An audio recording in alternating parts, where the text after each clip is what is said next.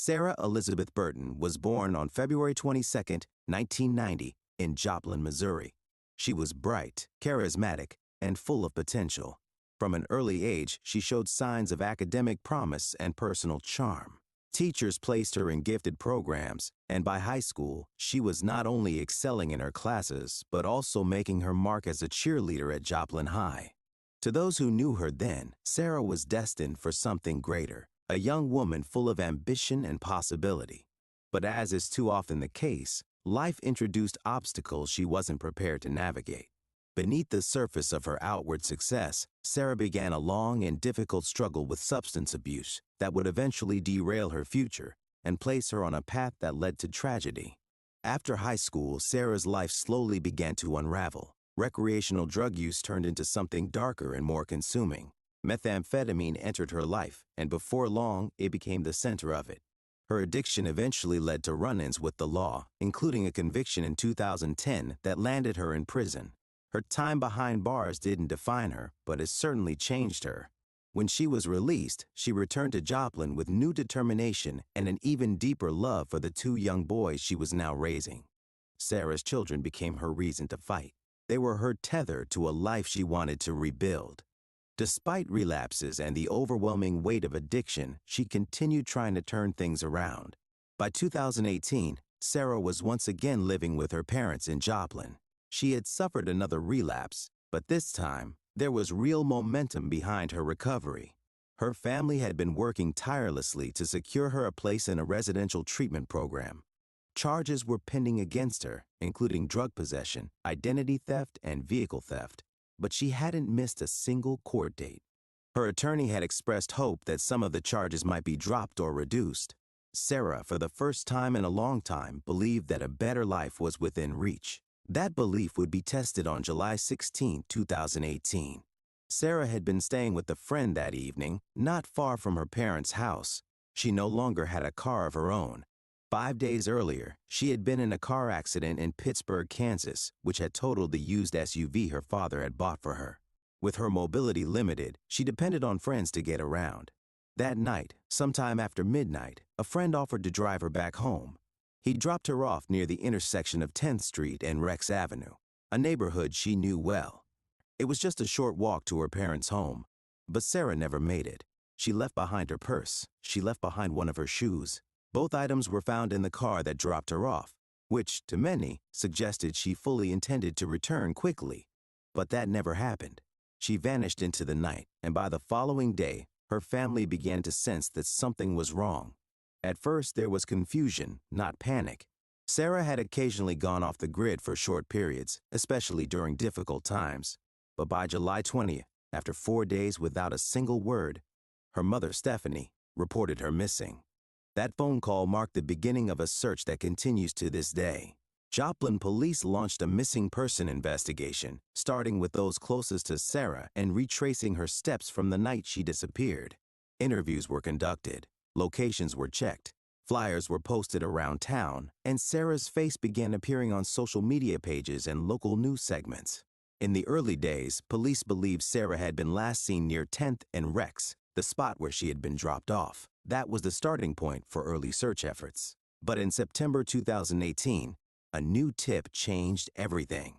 Through follow-up interviews and a more detailed timeline, authorities learned that Sarah had actually been seen later that morning at a residence on North Pearl Avenue in Northwest Joplin. This was a turning point in the investigation. It meant Sarah had indeed made it somewhere after being dropped off and that someone had seen her alive, perhaps only hours before she disappeared for good. The house on North Pearl Avenue became the primary focus. Police obtained a search warrant and combed through the property in December 2018, nearly 5 months after her disappearance. Cadaver dogs were brought in. Investigators examined the basement, yard, and even adjacent vacant lots. Despite the thorough search, no human remains were found. No physical evidence emerged to confirm what might have happened to Sarah inside or near that home, but law enforcement believed they were getting closer.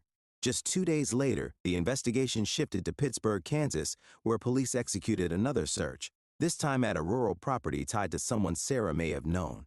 The operation was carried out quietly. Authorities combed through a residence, outbuildings, and surrounding land. This property was searched more than once, indicating that law enforcement believed there was more than a coincidental connection.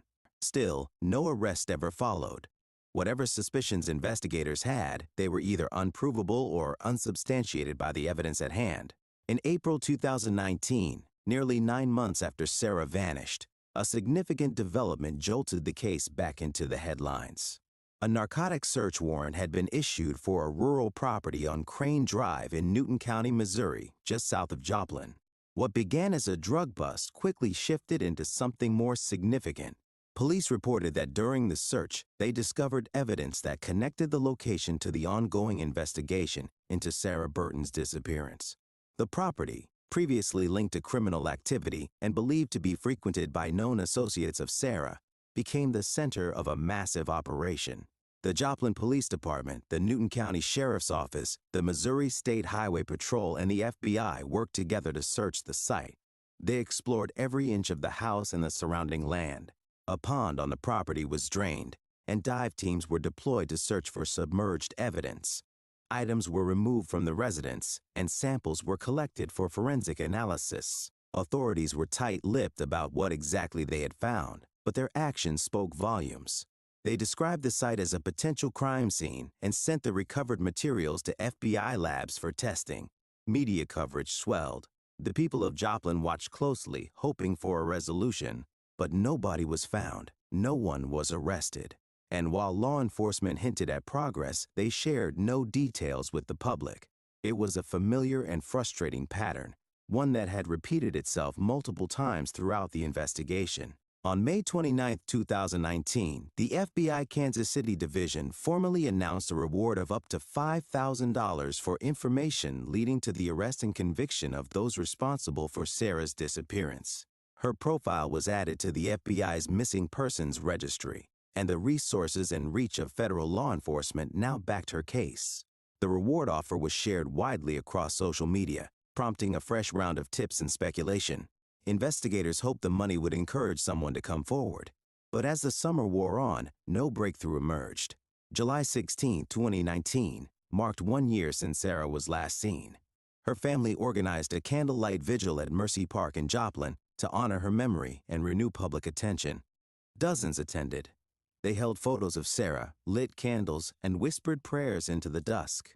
Stephanie Burton gave a short but powerful statement to the press, thanking the community for standing by them and begging anyone with information to come forward. The pain in her voice was unmistakable. Her daughter had been missing for an entire year, and they were still no closer to knowing why.